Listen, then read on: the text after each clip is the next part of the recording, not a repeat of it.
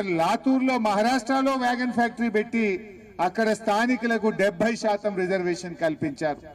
లాతూర్లో 70% reservation ఇచ్చినప్పుడు మా కాజీపేట యువతి యువకులకు ఎందుకు ఇవ్వరు, మా భూములు కోల్పోయిన రైతులకు ఎందుకు ఇవ్వరు అని ఈరోజు బీఆర్ఎస్ పార్టీ ప్రశ్నిస్తా ఉంది.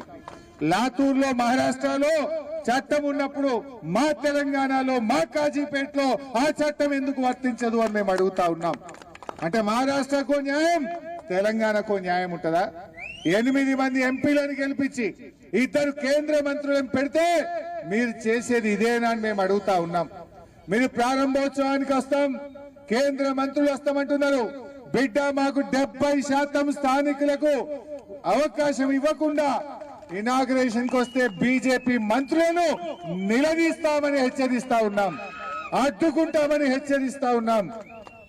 దయచేసి మాకు మా భూములు కోల్పోయిన పిల్లలకు ఉద్యోగాలు ఇవ్వండి, మా స్థానికులకు ఉద్యోగాలు ఇవ్వండి.